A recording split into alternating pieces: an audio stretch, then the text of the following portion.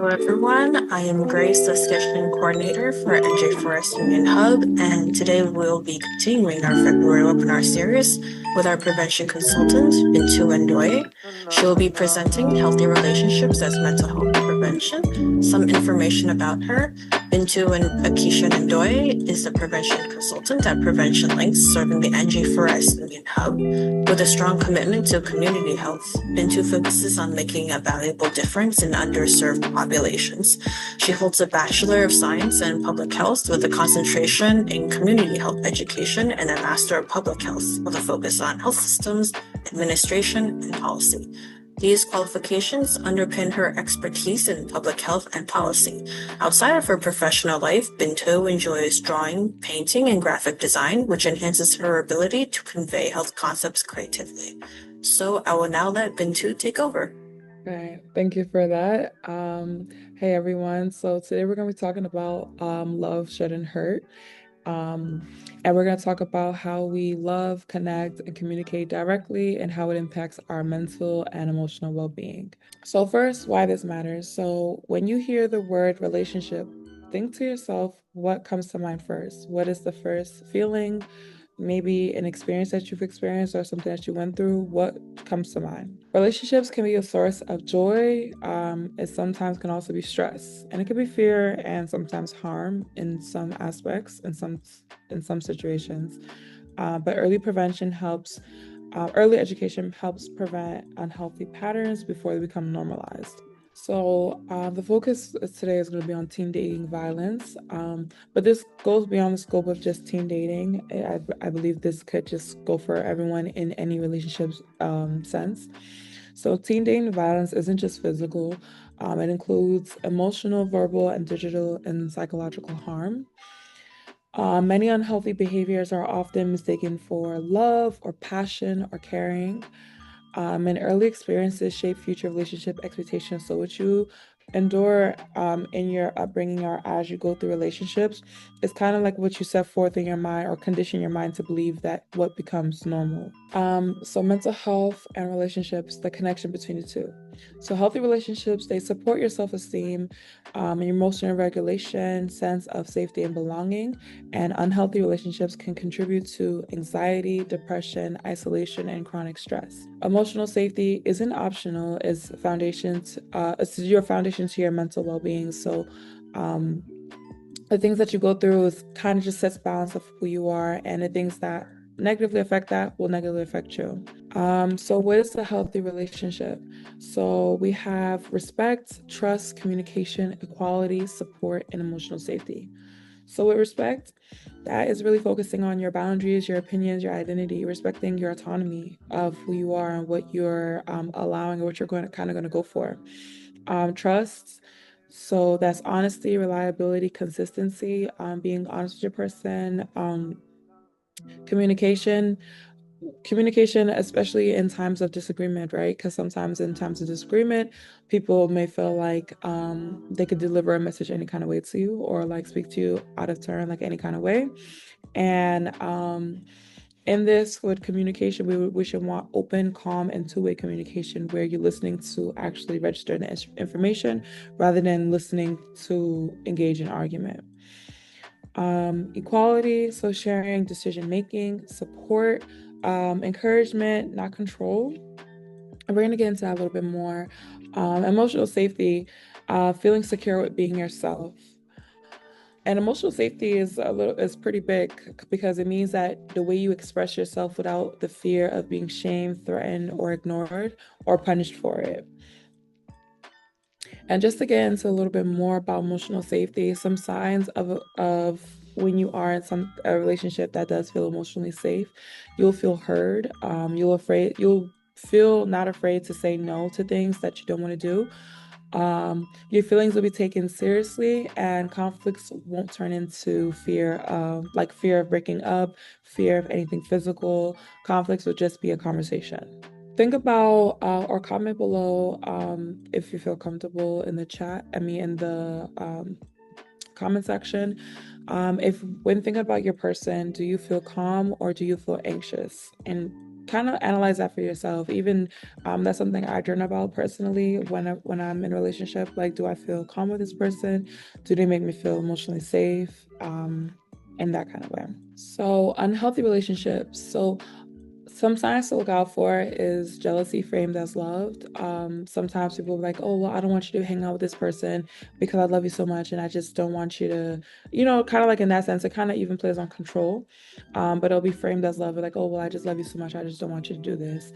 And you'll kind of feel like, well, they love me, so I have to like kind of bind myself to that. Constant checking texts and location. We're gonna get into that a little bit more too. With checking text, so checking like your phone when you put your phone down, checking a location when you say where you say you're gonna be, and like if you're not where you say you're gonna be, that becomes an argument. Stuff like that's unhealthy. Uh, Guilt tripping or silent treatment, that's manipulation, kind of to get you to punish you in a sense to do what they want you to do. Insults disguised as jokes, and pressuring boundaries. So emotionally, sexually, and digitally. Sexually, digitally kind of play in one, because they may want sexual content sent over to them on their phone, and then with them having it digitally, that could be if it gets to that point, they could try to like use that as a means to like control you, coerce you, because they'll say like, well, I'll exploit your pictures. So love versus control. So now we're going to talk about the differences between the two, just to easily better decipher it. So you want someone that would encourage your independence, encourage you to have new ventures, like say if it's a new hobby that you want to pick up, you would want someone that wants to do those things with you, or like wants you to have those experiences and do those things, not even if just with you, just by yourself, and kind of just go out and do those things.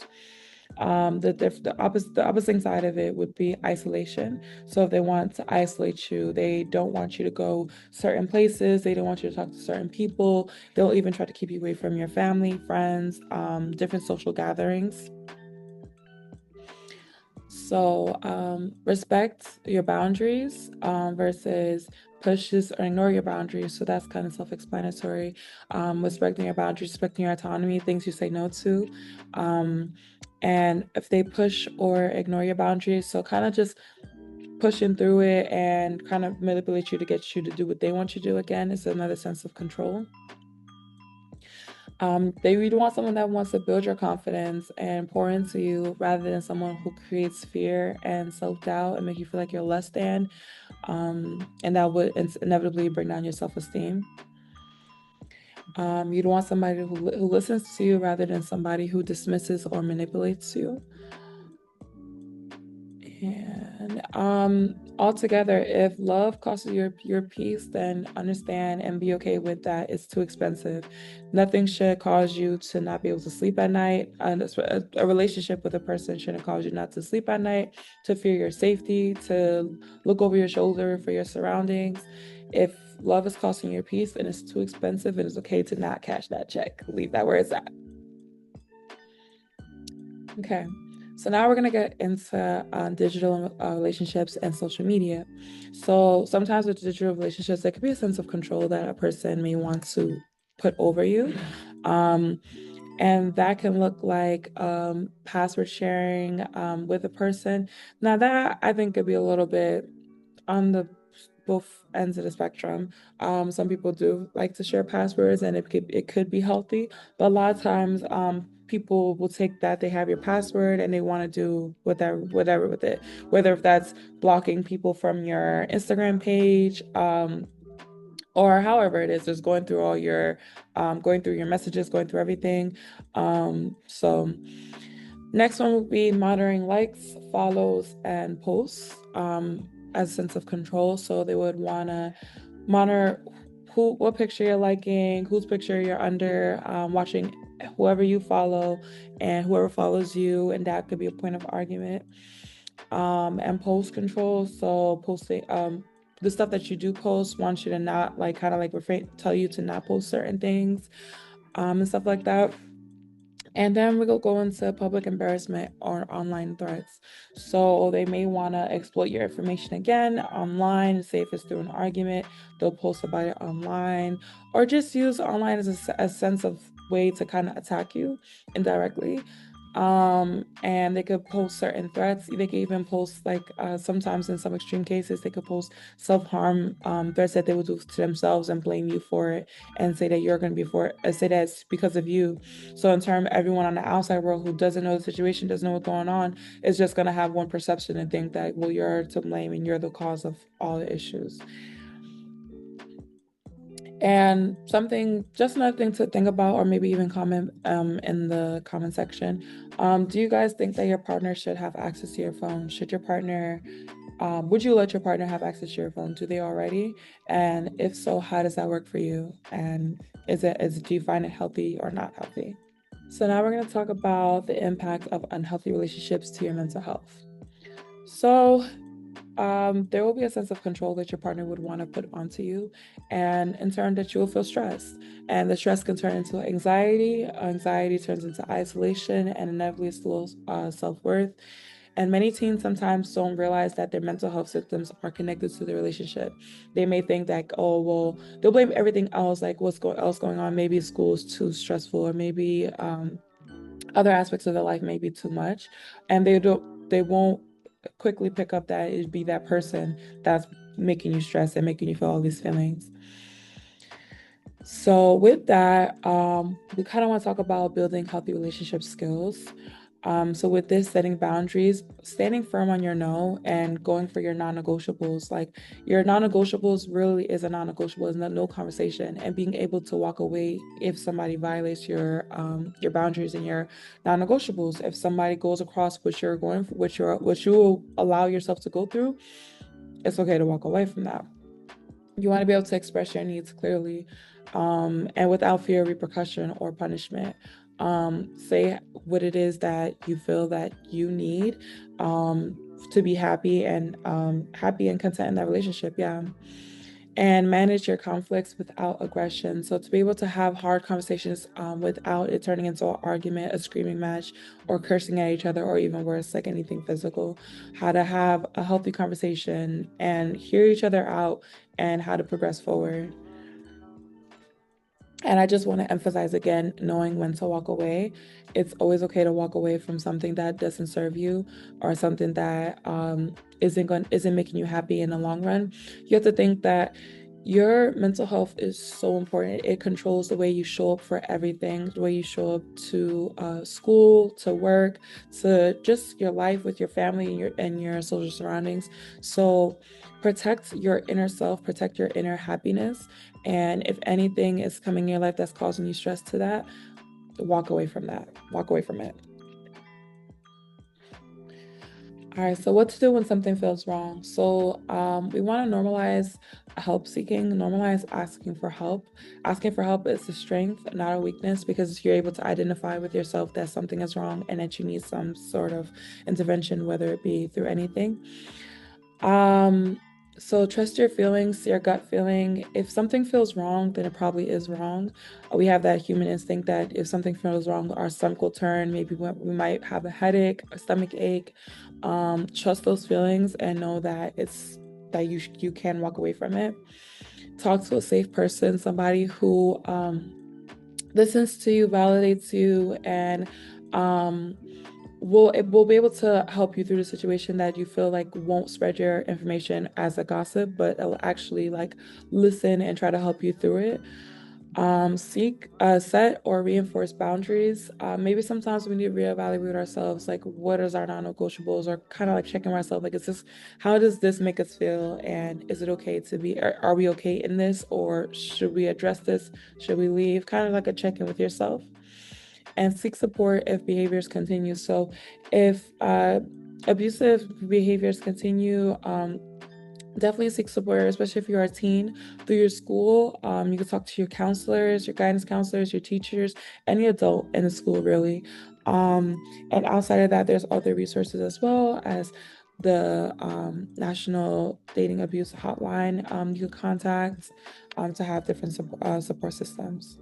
So one thing about supporting a friend through an unhealthy relationship, if you know a friend that's going through this, what you do want to do is listen to them without judgment, kind of be that safe space that you could be able to let them kind of speak it out loud and processing it, because the other person may not have somebody that they can speak to about it, or feel like people would look at them away for staying in it.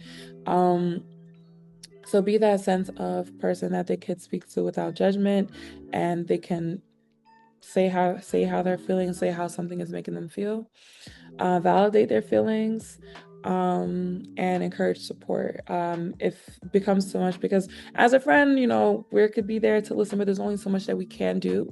So if you know someone is going through this, maybe encourage them to seek professional support through other means. What you do want to avoid doing, however, is ultimatums. So telling them like, oh, well, stop talking to them, or I'm not going to talk to you. Like that is kind of just adding more stress and pressure to the situation that's already a lot. Blaming them for their choices, kind of like telling them, well, it's their fault for being in it and they just need to get out of it. Those kind of tough love wouldn't really be beneficial in the situation, especially because they're already dealing with a lot of emotional chaos through the relationship. And forcing decisions, so kind of forcing them to come to a decision. Again, like I said, as a friend, there's only but so much that we could do. So if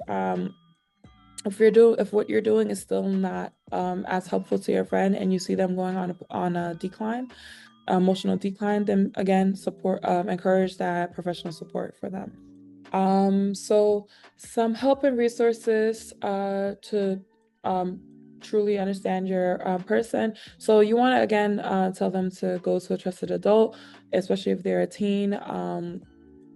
They can seek support through adults in the school, whether it be a guidance counselor, again, a teacher, any adult in the school, or even outside of that, go to their parents if they do have that safe and comfortable space to speak to their parents about what they're going through. There's local prevention organizations like us that we come out and talk to you guys and give you guys some more information about how to navigate through tough times like that. And again, the National Teen Dating Abuse Helpline. There's always a resource at 24/7. You can always contact them.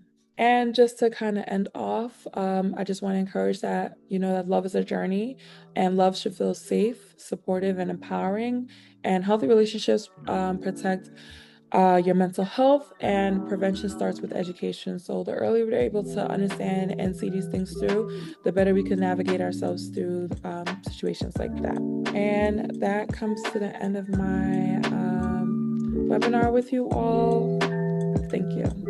Thank you very much, Bintou, for this very important presentation on relationships. And thank you to everyone else for tuning in. If you enjoyed this presentation and you want to keep up with NJ4S Union Hub activities, you can just follow us on social media at NJ4S Union. Or if you want to contact us about programming, you can email us at nj4sunion@preventionlinks.org. So thank you again for joining us, and have a great rest of your day.